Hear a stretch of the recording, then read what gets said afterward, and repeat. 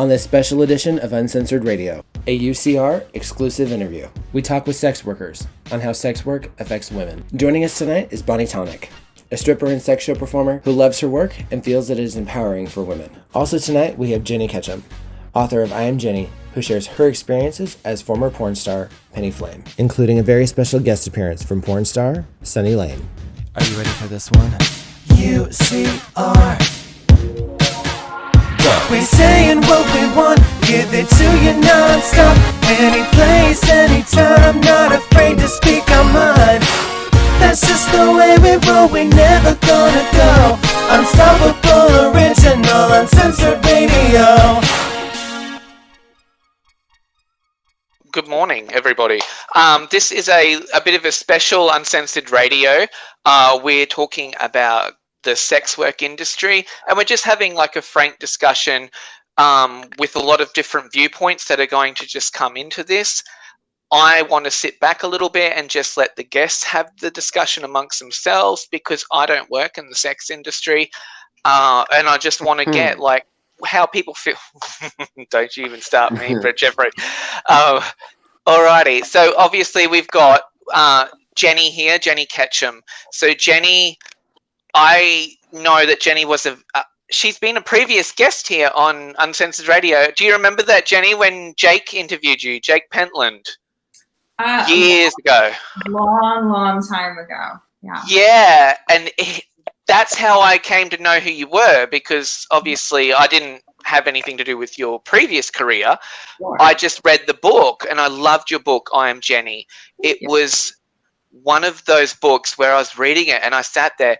There was moments when it sort of made me really look at myself, and I'm like, wow, like I've got issues too. Like, not in a bad way, but just, you know, when you just develop that insight, because you obviously had a lot of insight. And I think that's why when you went on Celebrity Rehab with Dr. Drew, you talked to it straight away, because you went there with the intention of just promoting your career, didn't you? At first. Yeah, I mean, the intention was not to like get help or even get sober or any of that. It was because I think at the time the idea of being a sex addict as a porn star was like cute and funny, and sort of I didn't really have like a tactile sense of like what it meant to like be behaviorally addicted to something. And it's like, oh, this will be like, of course I'm a fucking porn star who's addicted to sex. Like, it's workaholism, right? And I remember when you showed up on the show, and it was like, it was almost cute. Like, you had your little green scarf on, and like you come in, I think you were probably drunk as well or whatever, and you were like just walking in and you were just like so blasé. And it wasn't until like a couple of days in that sort of the reality was hitting you. And you know, the moment that broke my heart, Jennie, and it's like same as reading your book, is like you have such deep insight. It was when you were crying about feeling like a monster because of, you know, just the things that have transpired in your life and like in your behavior when you were younger. And that was awful to watch. Like it sort of broke me a bit. I was like, that's when I was interested in you. And then when you were interviewed on Jake's show, like I bought your book straight away because I really wanted just to know. And I just found it so amazing. Like, you were somebody who really gets who you are. And I think a lot of us struggle with that. And we sort of run from ourselves a bit. And, you know, we attach ourselves to different things because we just don't want to face we don't want to face like the tough stuff in our lives. Yeah, I mean, I think I know for me there was a lot of really uncomfortable stuff that I was avoiding and that I had been avoiding for a long time, like whether they were experiences that were like outside of me or just like emotional experiences that happened inside of me. I spent a lot of time trying to just like numb everything from here down. And I think with getting into rehab, and them not having a bar, like it really just didn't occur to me that I wouldn't be able to drink or smoke weed in sex rehab. Like it was not, like that didn't fucking occur to me. And then getting in there and then not being able to do those things. It took a couple days for this sort of like effect of all of the substances that I used to wear off, and for like the emotional experience of this being human to turn back on. And I think even in the things that we often think about ourselves, there's a lot of storytelling that we do to avoid something else. And I think even this idea that I was a monster was like, yeah, there's something like really sticky in that story. And if I could like hold on to being a monster, then I wouldn't have to like experience some other thing, which is just like me being human and like having pain. So there was so much learning and like beauty that came from that whole experience. And it means a lot to me that you read the book and that it meant something to you too. Yeah, no, and thank you so much. And thanks for being here, because we wanted just to bring different perspectives. Like, you're someone who's exited the sex industry. Yes. Like Bonnie's somebody who's working currently in it. She's been working in it for 20 years. Yeah. As a stripper. Nearly. Nearly, sorry, Bonnie, nearly 20 years. Not quite as old as that. This girl. But Bonnie has made like a living from dancing, and she's done it for 20 years, which I sort of think is admirable in a way, because, you know, a lot of girls sort of, you know, it's a short-term thing. They do that, then they go to other things and whatever. And Bonnie has been very consistent, and she lives in a regional area, because I've just moved back to our regional area in Australia. And she sort of made a career out of it, because Bonnie's never shied away from putting her face to it. She's never, you know, a lot of girls are in the industry where they don't want to be known, and they'll just do it for a while and whatever. Bonnie's always been very just proactive about it, and very, I guess you're quite candid, Bonnie, because you just say that, like, you know, this is what you do, and it's whatever. It's like the same as just working at the post office, you know, it's just your career. It's funny you say the post office. My grandfather was the postmaster of a post office for many years. And all my family know about my work. And well, when you like, because, you know, we went to school here, you can't walk into a strip club and go, "Hi, nice to meet you, I'm Cassie." And people are like, "We went to school together, your name's Bonnie." Like, it doesn't work like that. People know who you are. It's a small town. There's no point trying to hide who you are if you want to work, like, especially when you grew up here. Like, and plus for me, a lot of people are just like, "Wow, you don't hide who you are. That's really awesome." I'm like, well, I like who I am and I like my job. So, but there are women who have different views, and that's fine, whatever suits you. But yeah, definitely I've made a living from this for the fact that people know who I am and know that I'm the outback stripper, the sexiest bogan you'll ever meet. Like, that's I'm happy to be that, and I love my life. So, and I like working. The one and only Bonnie Tonic, sexiest bogan in Australia. So, I live in central Queensland, Australia. I'm well known as the outback stripper. I love getting naked at parties in the middle of the bush. Normally, I rock up naked and I often leave naked as well. Because of all this COVID stuff, this is now my office. Working from home 24/7, living the exclusive life.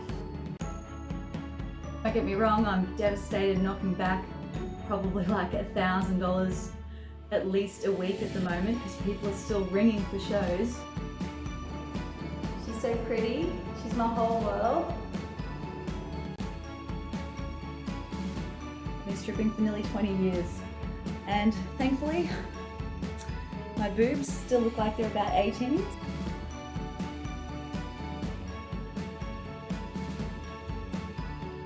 I'm definitely very lucky. Do you ever feel though, Bonnie, like, you know, especially living in a small town, and I've felt it too, because, you know, I'm the other as well living here because I'm fabulously gay. You know, and like when you walk into somewhere, you feel the eyes on you. Like, do you get that? That's just because as well? we come from our town's still country, man. Like, do you know what I mean? Like, we were looking at the Bulls the other day. We're the beef capital of Australia. Like, girls from the Gold Coast and places like that, they think they'll come up here and they'll book a job out of town and they'll make so much money, working out west and everything. But they don't realize that 20 or 30 Ks west is literally like the bush. I'm talking like I literally am in the bush out the back of my house right now. There's no houses. Like I can see bush for, it's bush, like literally. Like people just think, oh, well, it's a big town, Rocky. We've got 100,000 people here. But as soon as you just go away, it's bush, like literally the outback. Yeah, definitely. And there's just so many different things that make that, in regards to the industry, complicated, but also makes it exciting and fun. Yeah. I guess also what I wanted to ask as well, to both you ladies as well, is how do you both feel about the sex industry just in general? Like, how do you feel about it? Just not as a comfort. Like, obviously, Bonnie, you're really you like it because it's your thing. Like but what you got to also remember is that the sex industry is vast and complex. When I say I work in the sex industry, I don't work as an escort.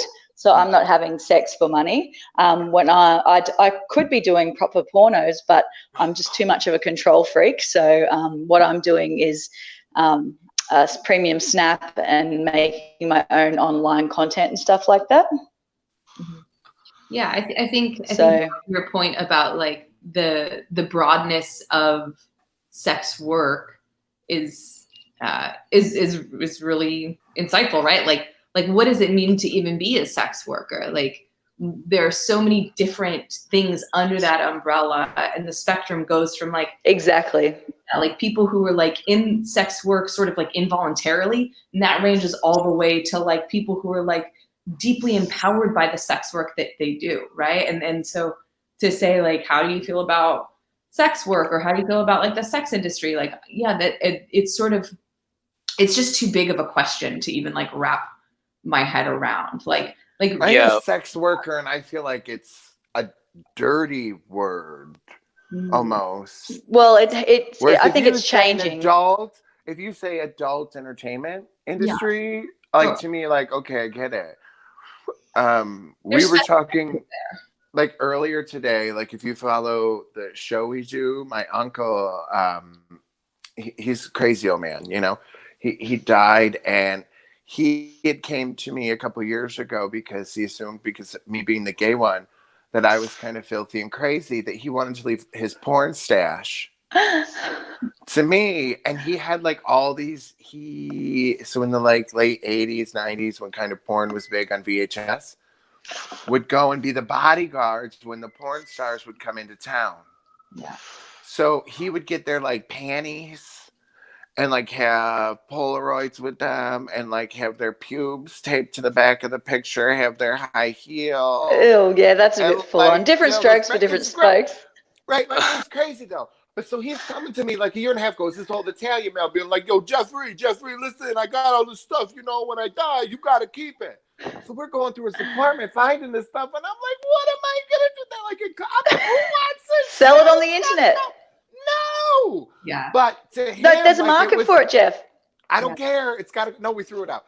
It's got to go though. But to him, it was this huge treasure. Yeah. But I'm like, to me, it was like such a significant change. And even what the industry has gone through just from like the 90s of when people would line up to go to an adult store to get a VHS sign, to get a poster, to what it is now. Yeah. Like, I don't think it's my mother was like, Playboy degrades women. They know what they're signing up for, Mom. Like, you're just mad because you don't have the body. I mean, because and now that she's older, that my whole life, that's what I always heard my mother would say. Now that she's older, she goes, if I was younger, I would do it. Yeah. She felt completely different later. The funny thing is what I would like to know from Jennie, if she doesn't mind me asking, is, when she was working in the sex industry, where did you learn how to do it? Because for me, when I started stripping here, we didn't even have a strip club, and we didn't have the internet. So do you know what I mean? Like, I just had to like teach myself everything. And like, you'd get a few random girls coming up from Brisbane, different places, to do bikie club shows, and then I would learn things again from that. But it's not like these days you can just Google it, or like when people work in major cities like Brisbane or Sydney, you know, there's numerous strip clubs, numerous, you know, adult entertainment venues, brothels, things like that. Like, we've never even had a brothel in Rocky. So for me, it was just a totally different time to grow up. So and there were no other girls working here, so that lived permanently in the industry. Like, they just kept coming and going. And so I don't know, like, there was no one really to teach you. I had a friend buy my first dildo for me when I was 18, and my boyfriend was jealous and smashed it. So, I mean, where did Jennie learn? That's what I'd like to know. Like, haven't read your book yet. Luke's going to loan it to me. Yeah. Let's see. I was pretty promiscuous throughout middle school and high school. So I had plenty of practice in the bedroom before I got to the ripe old age of 18. And then, you know, when I got into the business, I started slow, and I did like magazine layouts, and it was all like solo girl stuff. And I'd say, you know, I'm not going to do like girl, or like, I'm not going to work with other people. And then as the sort of like effect of being on camera wore off, that like intensity. I mean, same with going on stage, right? Like, it's scary as fuck to go on stage. Yeah. Oh, I don't know. I don't mind. For sure. But I bet at first it was a little bit nerve wracking, right? And then over a period of time. I was probably really drunk, but I don't think it was. Yeah. Totally. So alcohol for sure helps with the nerves in all cases, I've found, until, I mean, it's a fine line, right? But yeah, I think I worked up to it. I went to a lot of shoots. I watched a lot of other women. I didn't watch porn itself, especially like the more I got into the business, it seemed invasive, because like I knew everybody, right? And it's like, I don't want to watch my friends get fucked, and like that seems awkward.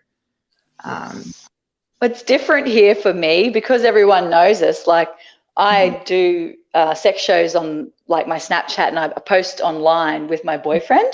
Like, our friends and family, everyone know. Like, I've got friends who are my friends that will, you know, have my premium Snap. They still come around and have dinner with my boyfriend. I know, it just, people don't even blink an eyelid about it because it's not dirty to us. Yeah. But I just, you know, like, if I guess you're in America, like, do you feel like it's different because of being in America? Maybe. I mean, like, everybody in my life knew too. I mean, except for the men that I was dating, right? Like, they were usually the people that I wouldn't tell. But everybody else knew, right? Like, the people who were important to me all knew.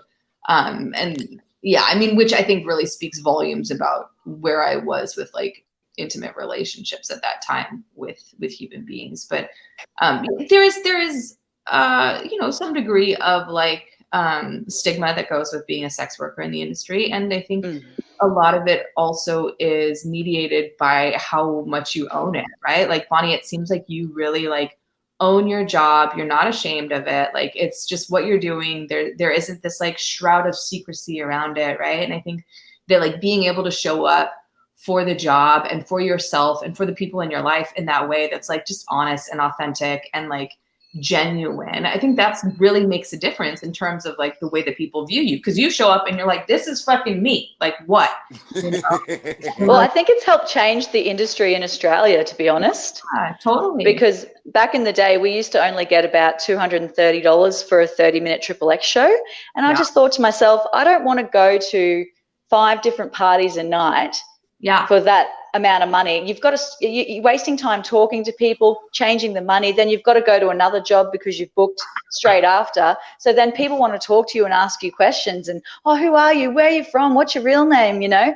And I'm just thought, well, that's silly. If there's 10 people at a party and they can't afford $100 each to watch me do, you know, the full-on shows that I wanted to be doing, then I didn't really want to do it. So now I've sort of revolutionized the package. So instead of charging $250, I want $800, $900, $1,000, $1,500, even up to $2,000 for a package, and get to spend a whole day with people and just be honest and real all day and just have fun, instead of just showing up and leaving and letting people talk about you after you leave and be like, oh, wow, this and that. Instead of talking about you, you're talking about yourself with them and sharing stories.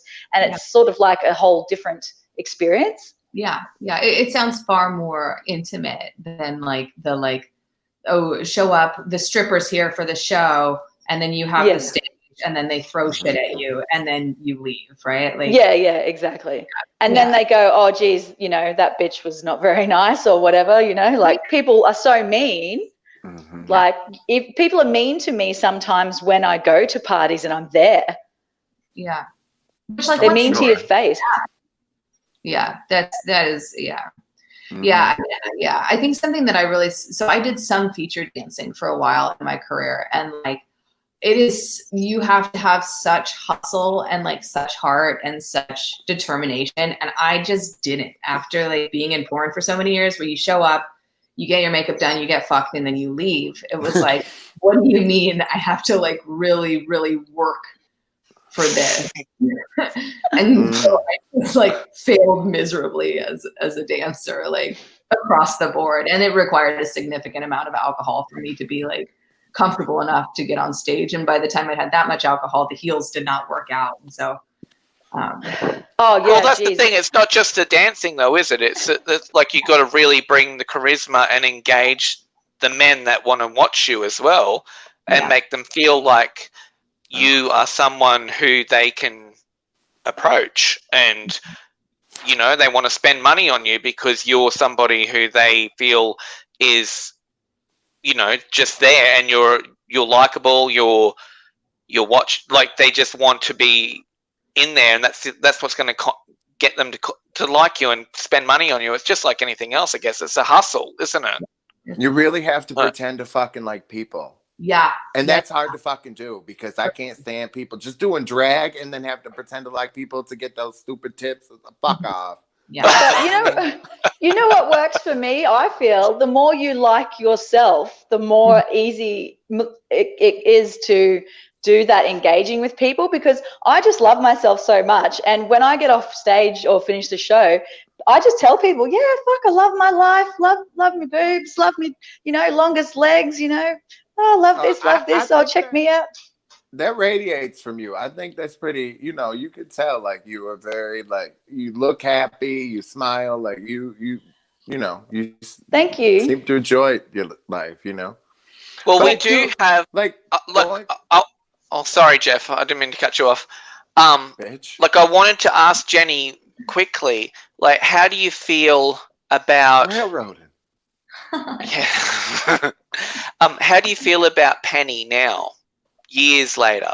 Yeah, I mean, if you don't mind me bringing her up. No, not at all. I mean, like, it is me, right?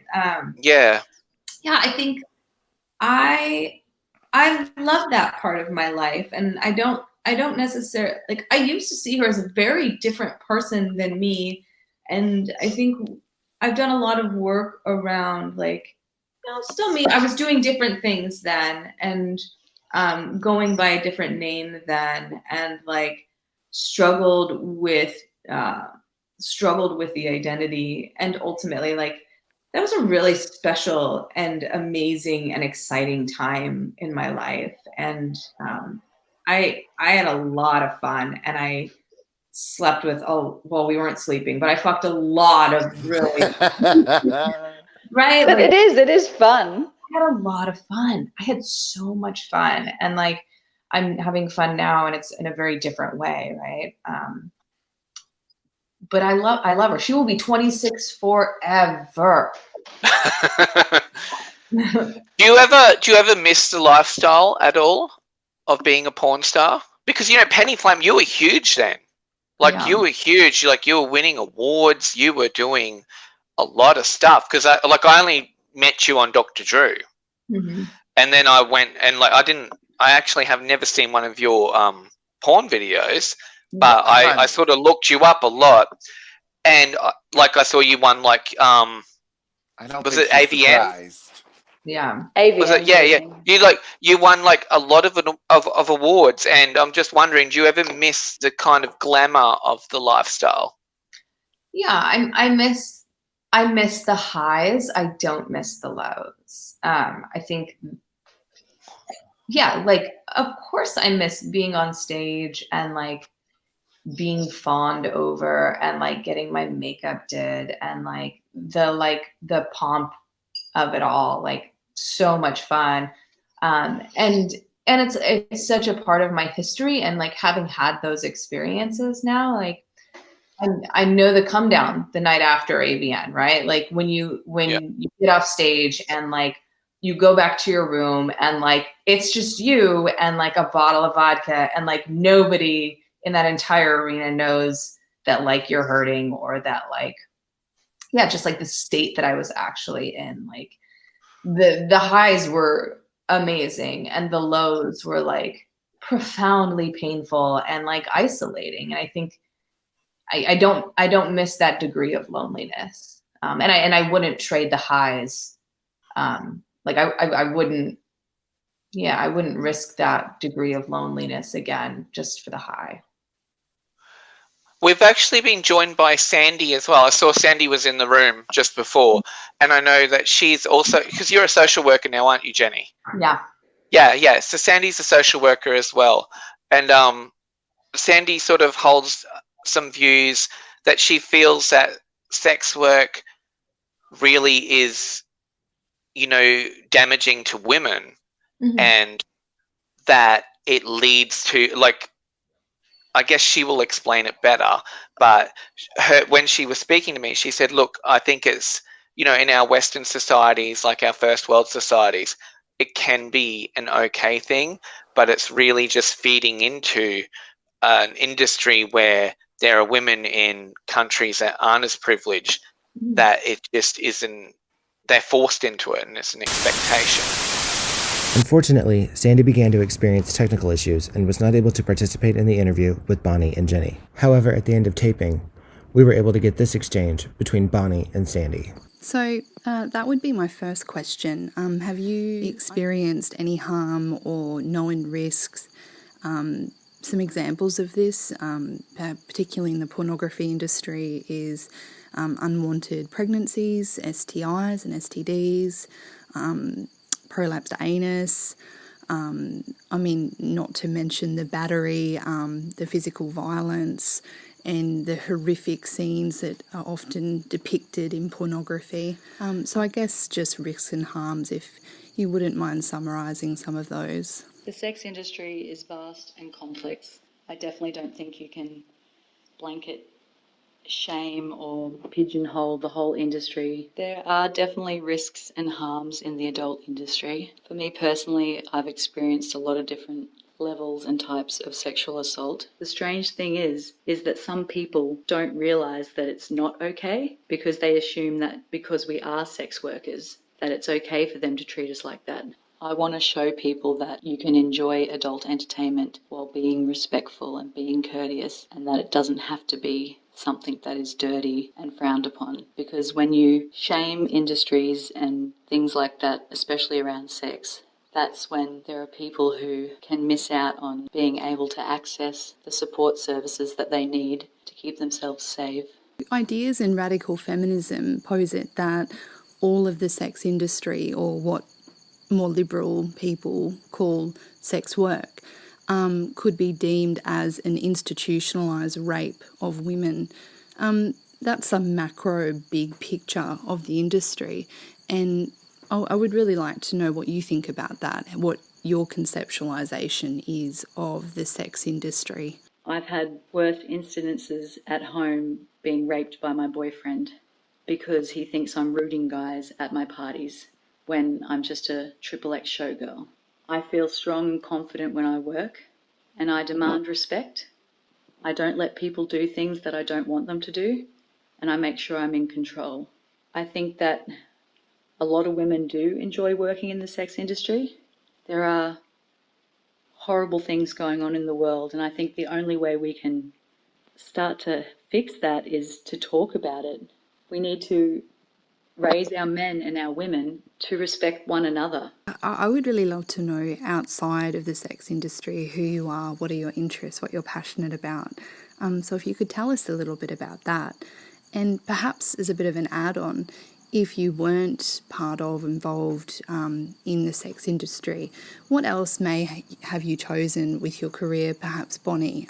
Is there an exit plan for you? Is there something afterwards that you're interested in? So I'd really like to hear about your experiences, what other alternatives there may have or are. My life feels full, and I think that people need to look at different ways of defining success. I love helping people. I love caring for people. Every day, my main focus is just being kind. I want to spread joy, spread happiness. I did well at school. I could have gone to uni if I wanted to.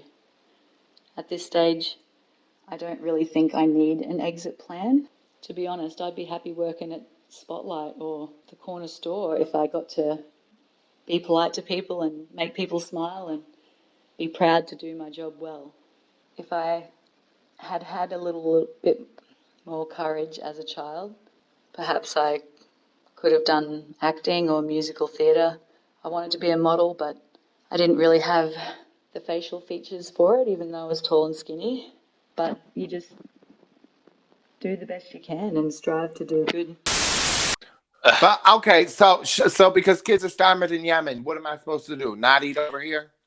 No, it's not really about that, Jeff. The funny thing is I went to Thailand, and I'm lucky here. I have choice and I have options. So if I have a guy ring and they're having a party and they haven't booked, and it's a Saturday night and it's 10 o'clock at night and I know they're drunk, if they don't have $1,200 for me to come down to the beach and do a show, I'm just like, look, man, you'll have to book ahead next time, because I don't really want to go to a place where people are drunk and that's risky for me.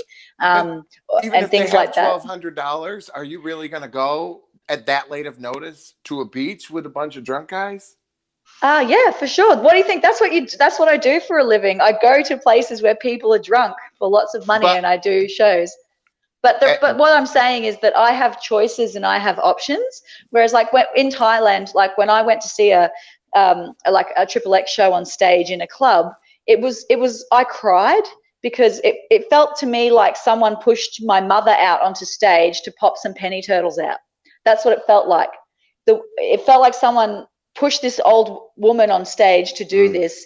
And it was heartbreaking to me, because it made me feel so proud to be in Australia and have choice and have options. Right. And every time I go to a job, I'm always specific about people being polite and respectful to me. Right. Like when people book shows, I always tell them, the more polite you guys are, the better the show. So do you know what I mean? As long as you guys have manners, and if you want to touch my boobs, please may I? Yes, you may. Right. So I just want to champion good manners everywhere I go, in hope that spreads that for other people as well. Well, it's very interesting to me because, being a gay dude, I've looked up a lot of female stripper contracts for all the straight guys. And then I've looked up male stripper contracts for the lady friends. The male stripper contracts are more strict than the females. And it's like they don't. And I'm like, how does this work? How does that happen?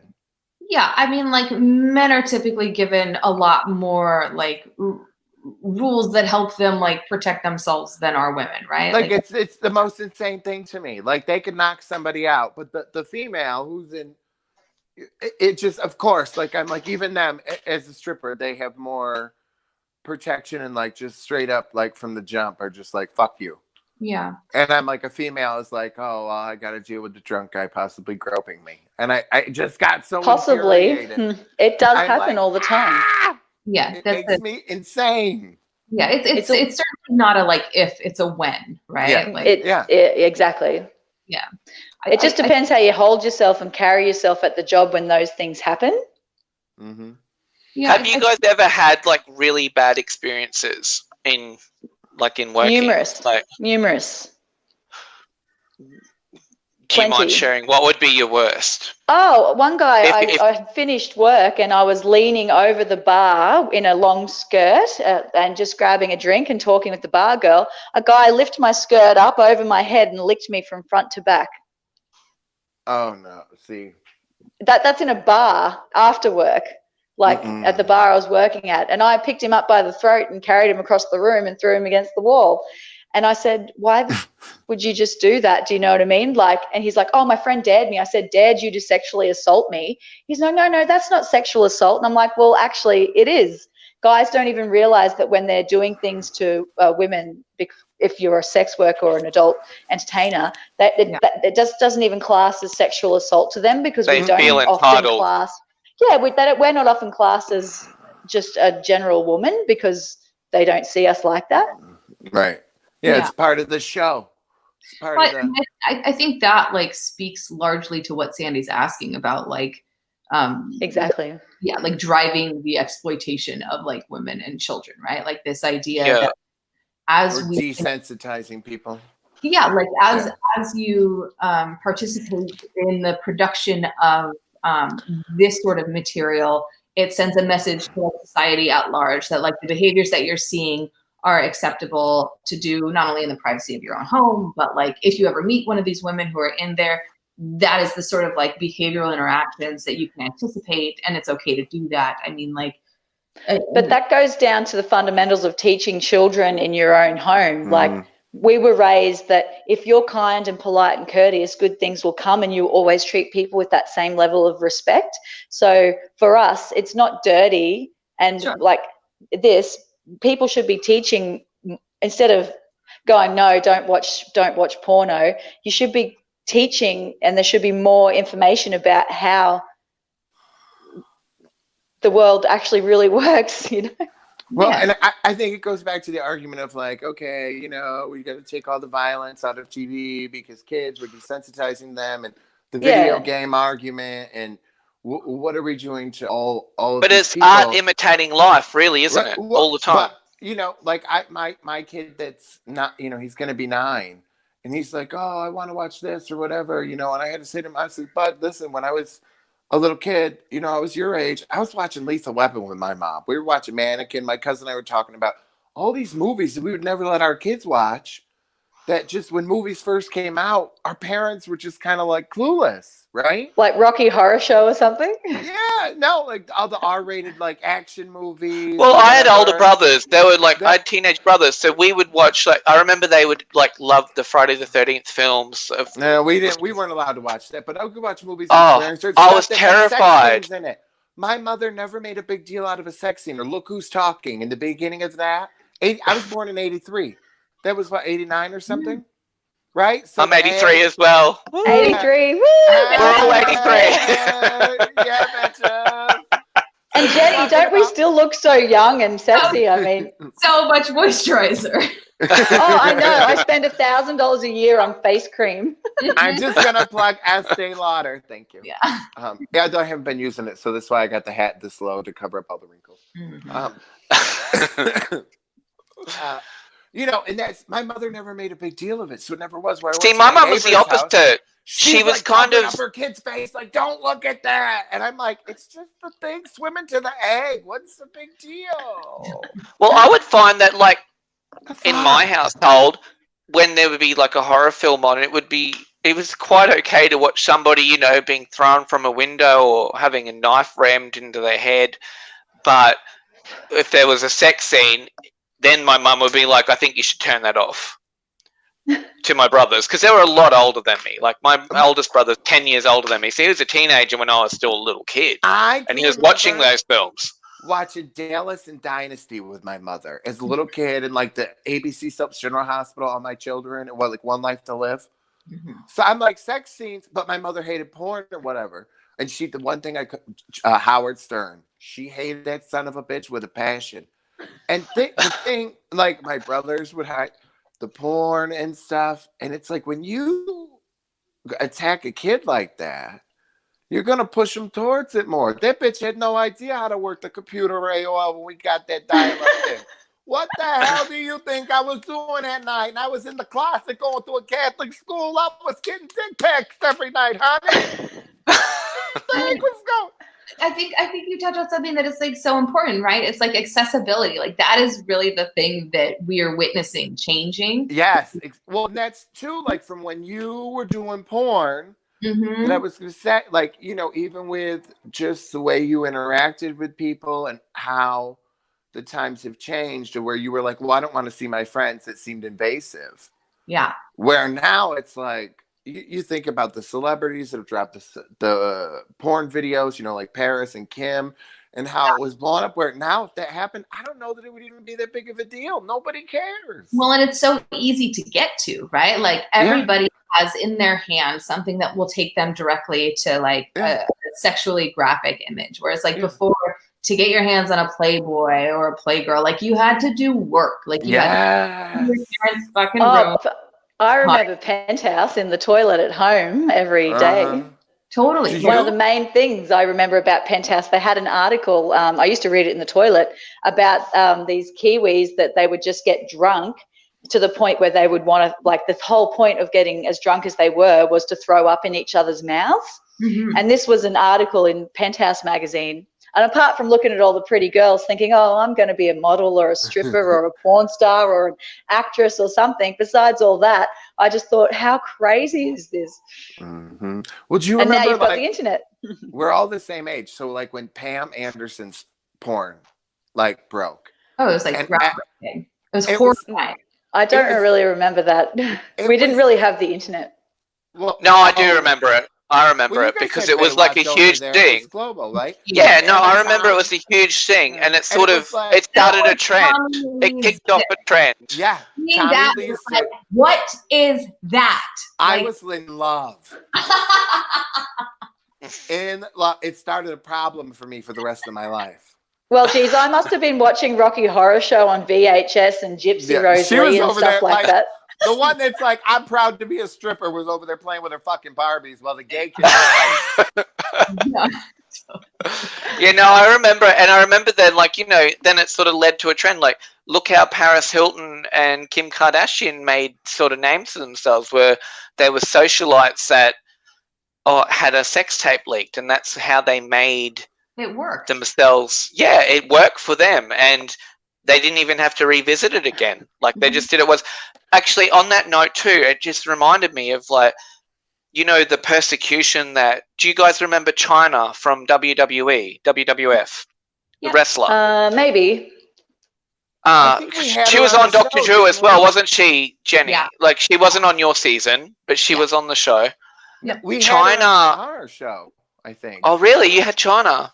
I think so. Or she was friends with. She was because she's passed famous. now. She's passed now, and it's terrible because I watched the persecution. Like just for me as someone watching it, and I would look at videos of just her wrestling, and the comments from different men would be like, "Oh, go and suck another dick, slut," and all of this terrible stuff. Yeah. And I'm like, but that's the veil of the internet as well. Like, you got to remember that people feel there's a veil with when you're talking about the internet. Mm. Yeah, like because it's the internet, it's like it's okay to say whatever you want and not be a nice person. But I think also, though, the persecution she got was nothing because it was a video with her and a boyfriend that was first leaked. Okay, it was her and X-Pac, who was another wrestler. Honest. A lot of it has to do with the way she looks. I mean, if we're going to tell the truth, come on. Like, I'm not trying to be mean, but if she was like one of the gorgeous blonde ones from years earlier, but a lot of it had to do with the way she looked. Like, people are just assholes. That's the fact of the matter. If she was a gorgeous blonde, beautiful, curvy, not manly, deep voice, fucking drug addict, ex-fucking wrestler, you know, like people were just mean to her. I mean, she was. But they were. But the wrestling industry shunned her because that video was leaked by X-Pac, who was the guy that was in it. And he was able to still wrestle, and she was not allowed to anymore. Like she was the dirty one, and not him. Yeah. And I think that was where the shaming. Yeah, I think it started before that. I think there were some issues that started before that. Oh, video. Definitely, there was more going on. behind the scenes, because I know there was problems with like with Stephanie marrying her boyfriend, things like that. There was obviously stuff happening. But Controversy sells. It was very, very, very sad. I think it was when we were doing the convention circuit, when we were on Blog Talk, when Jake was still on. Yeah. You chatted to her. Yeah, when we were doing the convention. You better dig into your archives. I want to listen to it. I know, bitch. I've met gotten so many crazy. It would be interesting to listen to. Yeah, she might have been at Jake's show. I can't remember. But you know, one of the things earlier. Oh my God! It just went out of my damn head. Why does this keep happening? Maybe Susan. If it's important, it'll be back. No, because it was for you. Because I keep.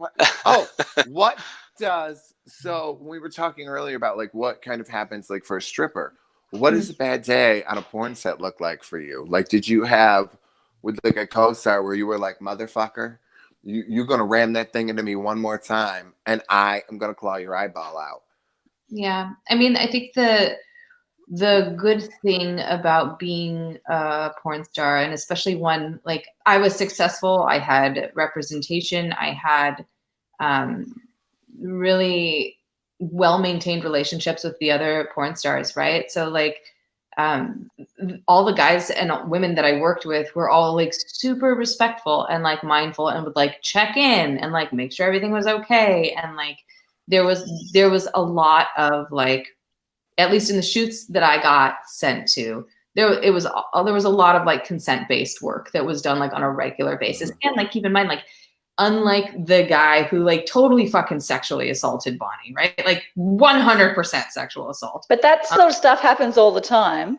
Totally. But like I saw these guys again. Like we had ongoing relationships, and so it's like, exactly. It didn't make sense for people to like do things that would be damaging because we would have to work again together, and like oftentimes we were represented by the same agent that I was. So like there's like a chain of reporting that was possible where like I'm not gonna get the fucking cops involved, but like if you fuck me up, like Derek's gonna hear about this and like he's gonna be pissed because then I'm not gonna be able to work and then he's not gonna get money and he's gonna be pissed, right? So like there was this like there were like structures and like a hierarchy in place that really like worked to protect me. And I was also very fortunate because I lived in a structure that like provided me some protection. Like I was successful, I had an agent, and I had things that like it worked out for me. It's just not the case with all porn stars. Right. Well, actually, on that note, should we, like, James, I know Sandy's dropped out of the conversation.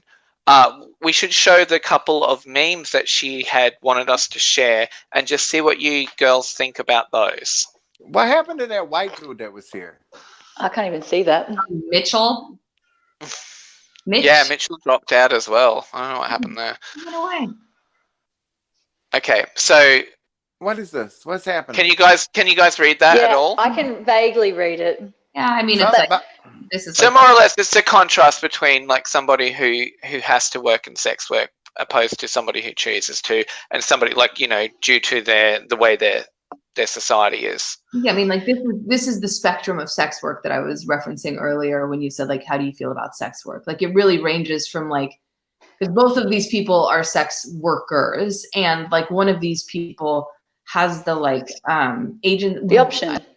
Yeah, like has some choice in it, right? Like you have the privilege to be able to say, yes, this is something I want to go into, right? And I think you know, it is a little bit like gratuitous to have like it's sort of excessive, right? Like, and it's definitely like plays on some like really strong themes of like it is young people of color who are being put into these situations. Right.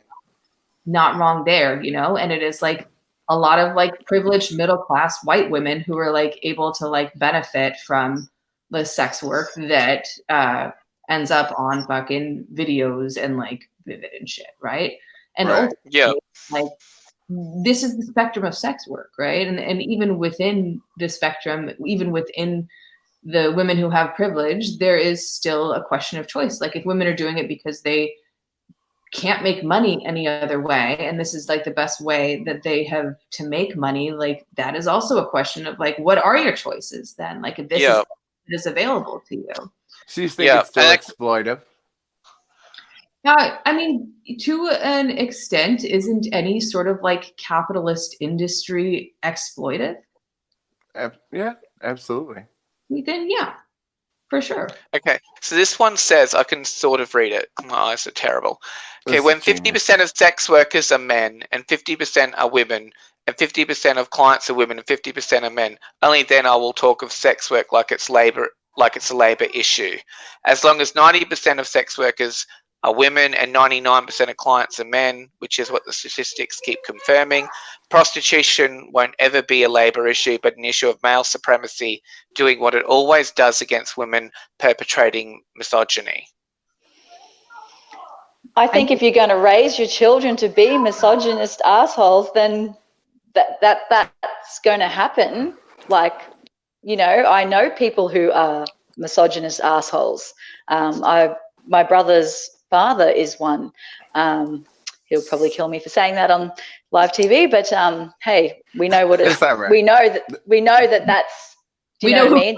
If he does. The truth. Yeah. Whereas we were raised by my sister's father, who taught us that if we're all adults and we're all kind and we're all comfortable and we're all, you know, if we all have consent, like I just realized the other day that I'm a nudist. Like I didn't even realize that I actually was. I had this light bulb moment. But for me, it's that if I'm doing anything and as long as we're all adults and we're all happy and we're all comfortable, that's okay. Whether I'm walking around my house butt naked talking to my mates while I'm getting ready for work, or whether we're on the beach on Keppel, as long as there's no children around and everyone's treating me kindly and I'm treating people kindly that are around me, is what matters to me. And that's how more people should be raising their boys and their women. And you know, Bonnie, I was saying to you, remember the day, like when we shot the package together and I was just chatting with you and I was like, you know, I wasn't surprised or shocked, but I remember when we were kids together in primary school, like you were just the girl who had come bike riding with us, doing everything else. Like there was nothing there that would have pushed, like you didn't come across as a child that wasn't. I was basically a boy in high school, Luke. You were a bit of a tomboy, and that's how I remember you as well. Like you just hang out with everyone, like you'd hang out with me. I think you and I were sort of in that middle space where we were kind of, you know, we weren't you were almost actually a girl, one of the boys, but boy. yeah, maybe not yet a girl. But we would sort of just hang out with, like, we would mostly hang out with straight guys, and for whatever reason, we were both just accepted into their groups. Well, it's probably because us and all the friends we used to hang around probably didn't even have any other friends. So. Well, it's a small town, man. They probably had no choice, so they thought at least these two give us a bit of entertainment. But you know, like there was nothing there though. Like, you know, a lot of the times they say like people who enter sex work and that have this previous traumas as well. Oh, I have plenty of traumas. Like so do I, but like. There was nothing obvious. That's not why I work in the sex industry. I work in the adult industry because I have a background in musical theatre and I love to sing and I love to dance. And we didn't really I wasn't very good at it, and when I found alcohol, I worked out that I could practice if I shake my boobs and sing and dance at the same time, that people found that more entertaining. And then you just get better at it. Oh gosh. I think it is James as well. I know James is there watching. I had a clip from, because Sunny Lane was going to weigh in on this. So she's a porn star as well. Did you ever meet Sunny Lane? I love Sunny. She's such a sweet girl. But this is Sunny's video that she sent us weighing in on sex work. Sure. If James could show it.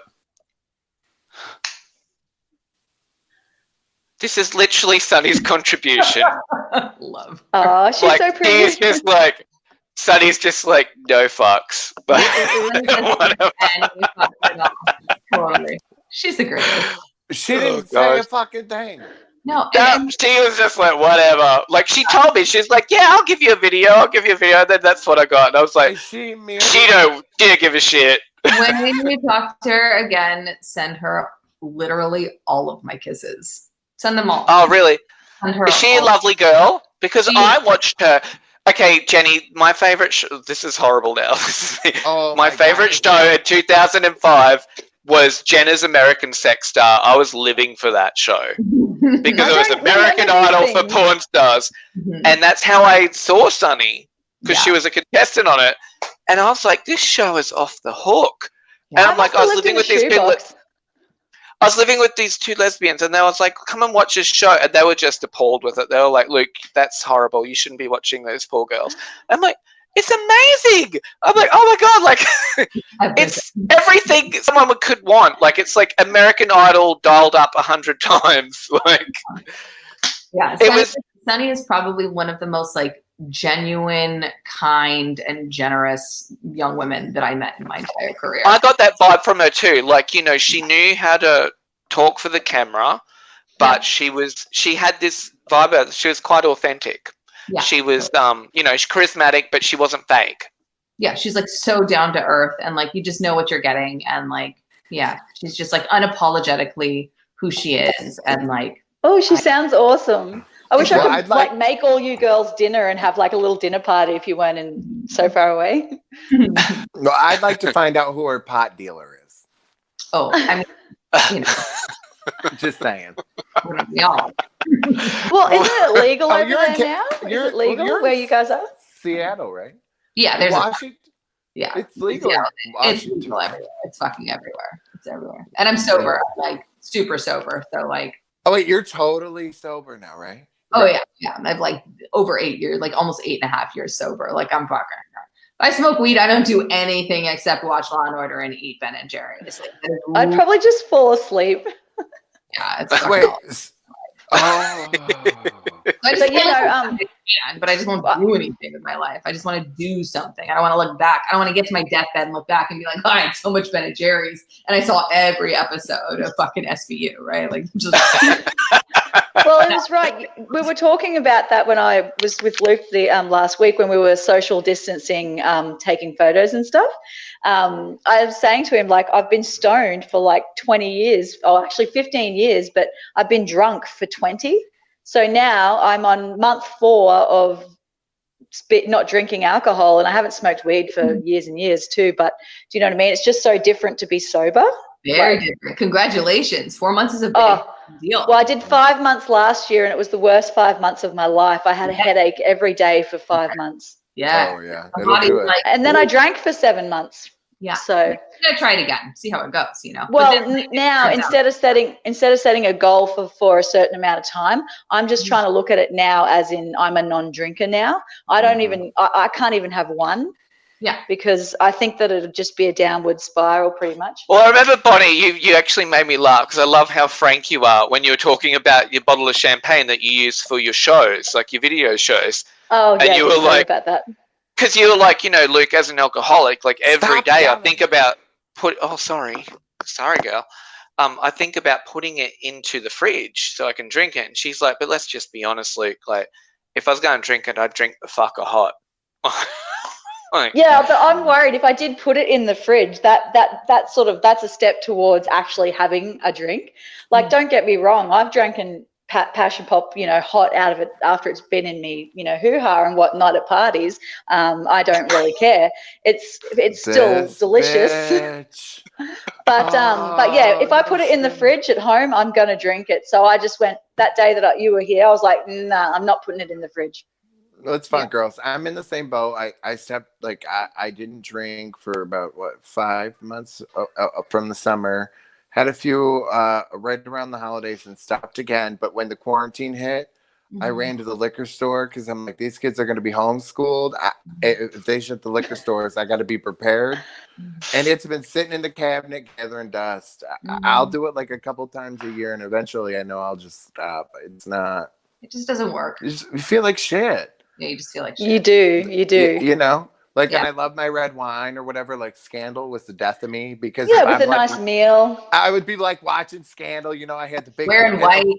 when I would watch, I have my big glass. I always had like a fishbowl, so I drink wine like by the gallon. You have my popcorn. Hi, kids.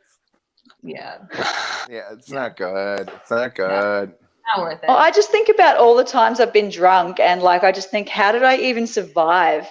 Like I've been to parties where, like when I first met my boyfriend, I had to get him to drive me to a Bucks party because my car wasn't working and I can't drive the gear stick thing.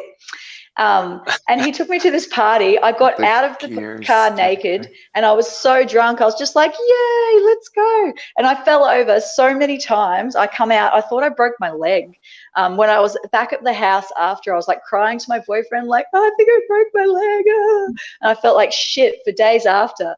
And now I just don't even know how I did it. Even though I love my job, I can still go sober. It doesn't worry me. Mm-hmm. Yeah. Now, do you two feel that you have body issues? Oh, me? Oh, fuck, all the time. Silly. Next question. Well, no, because people would think because you got naked on camera, would have sex on camera, Sure. that you would have all the confidence in the world. Yeah. You know, like people would be like, okay, you do stand up, you do this radio show, you get on there, you talk to people, you're funny, you're great in the crowds. And I'm like, dude, I'm the most quiet person in real life. I don't like people. I'm an introvert. Like I have super anxiety and I don't like going on stage. I have horrible stage fright. Yeah. So, yeah. I mean, like the like body dysmorphia hole that is inside of me is bottomless, and I tried to put a lot of stuff in there to fill it up and make it fucking full, and now I can't fill it. So I just like look in the mirror and I'm like, well, I guess that is the body that I'm in, and yep, there it is. Fuck off! You are way hot, bitch. You're still hot. Well, she's over here like, I'm stuck in this body. Bitch, my tit is bigger than your whole body. Well, it's really complicated when you start talking about body issues with women. Like when I was growing up, I mean, you would remember, Luke, in high school, I was teased for being anorexic and, do you know what I mean? Whatever, go eat some food. But I'm also nearly 6 foot tall. Sorry, I'm half in the screen. Nearly 6 foot tall. So, at 60 kilos, I was being teased for being flat chested. And it wasn't until I turned 18 and got drunk and flashed my tits at a pub, the guys were like, yeah, great tits. I was like, I have boobs. I didn't even know because I'd just been told I was flat chested for 5 years in high school. And then when I quit smoking weed, I put on 30 kilos and all of a sudden I have this womanly body instead of being looking like a tomboy, and now I don't even know what to do with it. I'm a bit squishy around the middle, not as fit as I'd like, but for me, I don't like doing still photos, but at a party, as long as you're moving around, people aren't looking at your stomach, they're looking at your boobs bouncing, so that's how I get through it. Yeah, I just let go of the idea that it fucking matters. Like, it's not gonna look like this when I'm fucking 80, like it's gonna look like a very different body. Like this thing keeps on like living and changing, and I keep like existing inside of it. And so like we'll just keep driving the car and see how long she goes. And I think like, yeah, so I'm a therapist, right? I work with a ton of women, and like I would say less than like 1% of my clients have been able to escape like some sort of like body focused dysmorphic issue, right? And like I don't know that it is realistic. Like I think our minds just sort of like naturally do this thing, especially now with access to like the different ways that bodies images, yeah, like we just see bodies and we're like, oh, and then we see our body and we're like, oh, and then we see that and then and that and then this and then we're like, oh. I'm definitely going through that. I used to be someone who I was a little bit lucky. I was just a little bit of a body beautiful, and I didn't have to work for it. But now that's called being like young. Now that I've got a baby, like she's 3 now, and I'm just like it just is it's dad bod's a real thing. Like it just happened. You didn't. And I look at old photos of me, and I'm like, wow, I know I didn't carry the baby, but she affected me. Yeah. Because I look at old photos of me, I'm like, wow, I look so different, and like I look so fit. But we all do. But isn't that funny that like none of us could see the body that we had at the time we had it? Exactly. And I had no idea and how then, I like, what looked. are the chances that like right now we're looking at the body that we have, and like 10 years from now we look at the body and we're like, man, what was I freaking out about? That I looked when I was 37. Like, oh, it was a good year, you know? And then even 10 years from now, we'll look back at 10 years from there. Like, there's this like, yeah, just this disconnect between like what my eyeballs see and then what my mind is telling me is like, like this thing is, I call her Brenda. She is off the rails sometimes. And like Brenda is pretty sure that this is not like good enough. And so I'm just like, cool, Brenda. We had photos done. Like I was just about to embark on like a comedy thing before the quarantine went down too. Like we were doing this and had photos done and got them back. And I was like, I'm not fucking using any of these. I don't know who that dude is. I hate photo shoots. I was like, when did I get this fat again? What happened? Like, I feel the same sometimes. Can't have this. I was like, oh no, bitch, it's nothing but cocaine and X-Lax till summer. We got to this thinking. I'm like calling my therapist. I'm like, I need emergency sessions. We got to do 2 therapy sessions a week. I'm like, my marriage failed because I was fat and now this. I'm like, oh no.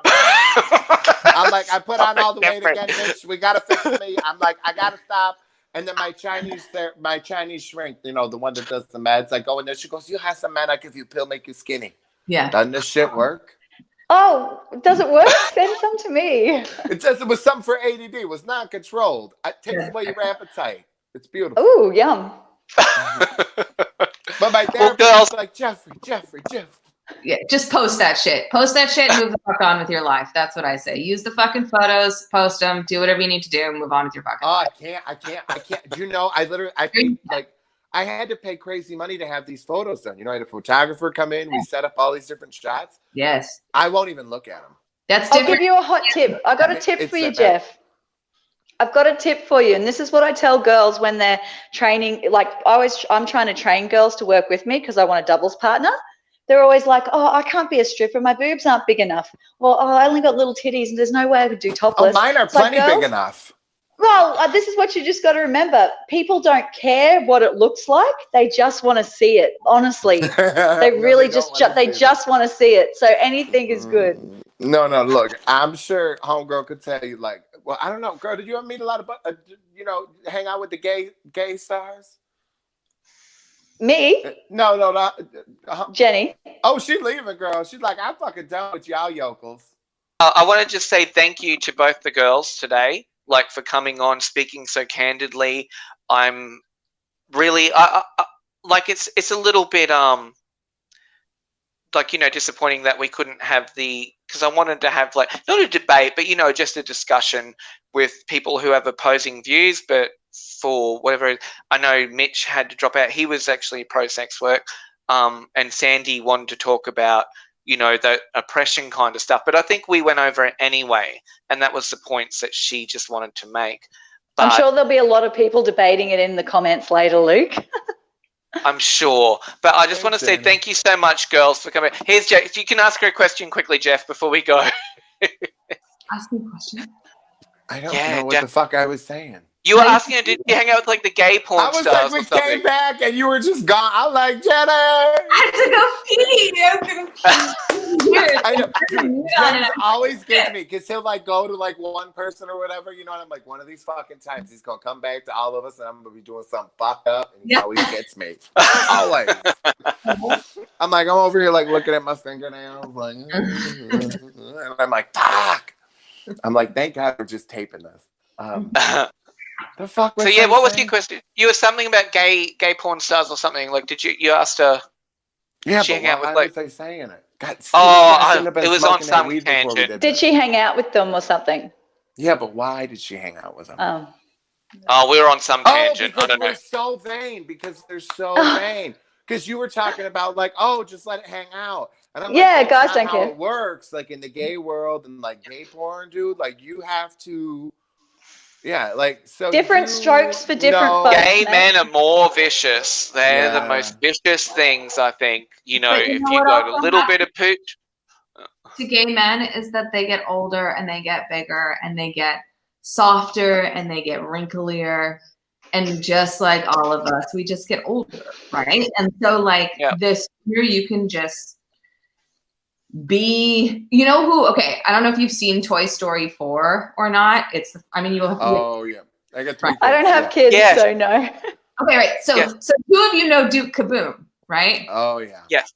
Like, just be who you are right now. Like, the most brilliant fucking advice from Toy Story 4. The body that you have right now. And like, if this is the body that you die in, wouldn't it be nice if you could just like relax in it a little bit? Oh, no. Definitely. I have a thing in my will where they have to cut me up. Mm. And I want the casket Jeffrey. Oh. Oh my God. I want them to make me thin and like, pull the face back. Yeah. I mean, there's people that can do that for you before you die. Well, yeah, get the old face creams going now, Jeff. You'll be right. Look, I slather it on at night. You know what I mean? Like earlier, because I was wearing this t-shirt, I was like, James, I'm going to get the saran wrap and tape my tits down. Because they were so big in this t-shirt. I'm like, I can't do it. Yeah. Jesus. Look, well, it's once rough. again, When you're in your 30s and your marriage ends, your businesses go, and then you adopt kids on your own without your husband, honey, and then you find yourself single and you got man boobs. Yeah. It ain't cute, right? Like I lost a bunch of it, started dating, and there was some nice, but I'm like, I just don't care. I don't really like men right now. So I'm kind of like anti-dating, so it's all right. I don't mind it. Yeah. Like when it's time for dick again, then it's like I'll lose the weight because I'm like the gay Kirstie Alley, Ricky Lake. But you know what I think is going to happen? I think that there is somebody in this world who's going to... No, because I won't fuck with fat people either. You know what I mean? So that's the thing. Well, I know, because you won't fuck with yourself. Right. So I won't fuck with a fat dude. If you start to fuck with yourself, then maybe you'll fuck with some other people who have like regular person-sized bodies too. Well, no, because I don't like... Gotta love yourself first before others will love you. As RuPaul said, you got to love yourself before you can love somebody else. Honey, I want or at least you got to fuck with yourself before you fuck with somebody else. Well, I will get up on that Total Gym and do me some Chuck Norris hee-haw. Okay. Oh, Total Gym. I want one of those. Girls, I want to thank you both so much for coming on and just talking so candidly with us. Like it was a great It's nice to meet you, Jenny. Nice to meet you, Bonnie. Good luck. I want to take her. I want her to be my secondary therapist. Oh, sweet. Well, I make all my clients do exposure work. So like you would be posting that shit if you were my client. That would be cool. That would be... I want to see these. I want to see these photos. You should show us. You should show us one day. Yeah, little bits of exposure. Send them to us, and that'll be a step. And then we're gonna fucking post that shit on social media for you. Yeah. I'm just kidding. We won't, and I won't do that to you. Can I selfishly promote something that I'm doing right now? Oh my. Okay, so I wrote it is a book, and I'm in the middle of doing a pilot study on it. So it's called the Phone Zone Challenge, right? And it's designed to help you have more like psychological flexibility with your phone. Who here is on their phone a little bit more than they'd like to be? Oh my God. Okay. So it's a 30-day challenge. There's like morning and evening reflections, and there's like change activities that you do throughout the day. And so right now I'm looking for participants who will give me feedback on user experience and like marketability of it. So go to thephoneZoneChallenge.com or just phonezonechallenge.com. Or if you just want to email me directly, Jennie, JENNIE at seattleanxiety.com. All right, but no, we'll give away a copy today, like of Jennie's book as well. I'm Jennie, because it's an amazing read. And I really think, like, for me, it let me sort of sit back and go, I could identify more things about myself just from reading your experience, Jennie. Okay, guys, if you want to get a copy of I Am Jennie, it's available in paperback now. Where books are sold, go over onto our Facebook page, facebook.com/My Uncensored Radio, and you can find out details on how to get a free copy of her book today. Okay, so to be a part of Jennie's new study, you can go to phonezonechallenge.com. And you can, yes, and send her an email or info. Send me an email, or you can go to Fuzz Zone Challenge and get me through there, or you can email me directly at jennie@seattleanxiety.com. Excellent. Thank you so much, ladies, for being with us today. We really appreciate it. Me. And I had a lot of fun. Thanks, girls. Yeah. Talk to you again soon. Hope to chat again. Thanks. Bye.